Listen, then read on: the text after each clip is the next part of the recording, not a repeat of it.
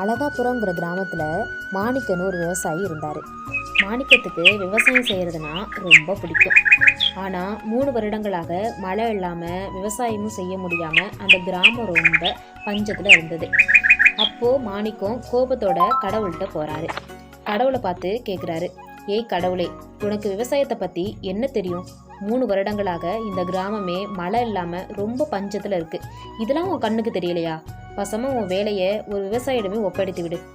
அதற்கு கடவுள், ஓ அப்படியா, சரி, இனிமே வெளிச்சம், மழை, காற்று எல்லாமே உன் கட்டுப்பாட்டிலே இருக்கட்டும் அப்படின்னு வரம் அளிக்கிறாரு. கடவுள் சொன்னதை கேட்டு சந்தோஷமாக வீட்டுக்கு திரும்புகிறாரு மாணிக்கம். சில நாட்களில் விதைப்பிற்கான பருவம் வருது. மாணிக்கம் வயலை உழுவதற்கு தண்ணீர் தேவைப்பட்டுச்சு. வானத்தை பார்த்து மழையை பெய்ய சொல்கிறாரு. மழை பெய்தது. நிறுத்த சொன்னபோது மழை நின்றது. ஈரமான நிலத்தை உழுவுறாரு. அடுத்த நாள் காற்றை வீச செய்து விதைகளை தூவினார்.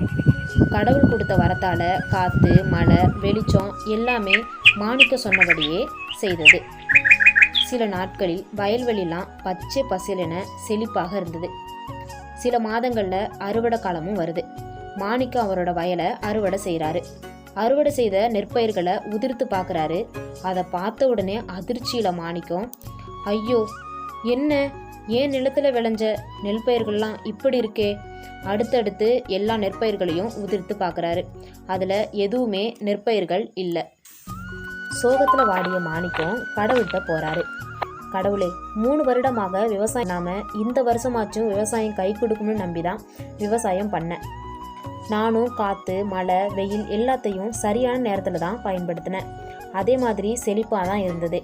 ஆனால் அறுவடை செய்யும்போது ஒரு கதிர் கூட நெற்பயிர்களே இல்லை. அது ஏன் என கடவுளிடம் கேட்டார். கடவுள் அதை கேட்டு சிரித்தார். என் கட்டுப்பாட்டில் இருந்தபோது காற்று வேகமாக வீசும். அப்போது பயிர்கள் எல்லாம் அம்மாவை இறுக்கி கொள்ளும் குழந்தைகளை போல பூமிக்குள் அதுங்களோட வேர்களை மிக ஆழமாக அனுப்பி இறுக்கி பிடித்து கொள்ளும். மழை குறைந்தா அதுங்களோட வேர்களை 4 பக்கமும் தண்ணீரை தேடி அனுப்பும். போராட்டம் இருந்தால்தான் தாவரங்கள் தங்களை பாதுகாத்து வலுவாக வளரும்.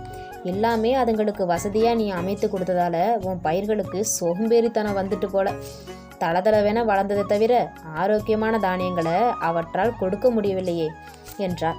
இதை அறிந்த மாணிக்கம் கடவுளை பார்த்து, வேண்டாம் ஐயா, உன் பொறுப்பை நீயே வைத்துக்கொள் என்று கடவுளிடம் திருப்பி தந்துவிட்டார் மாணிக்கம். பிரச்சனைகள் உங்களை போட்டு அழுத்தும் போதுதான் உங்களின் திறமை அதிகரிக்கும். இருட்டு என்று ஒரு பிரச்சனை இருந்ததால் தான் மின்விளக்கு கண்டுபிடிக்கப்பட்டது. பயணம் என்பது பிரச்சனையான போதுதான் வாகனம் உருவானது. பிரச்சனையே இல்லாமல் இருந்துவிட்டால் நம் மூளையின் திறனை எவ்வாறு அறிவீர்கள்? பிரச்சனை இல்லாத வாழ்க்கை தான் சபிக்கப்பட்ட வாழ்க்கை. எதிர்பாராத திருப்பங்கள் தானே நம் வாழ்க்கையை சுவையாக அமைத்து தர முடியும். அதனால் போராடி வெல்வோம்.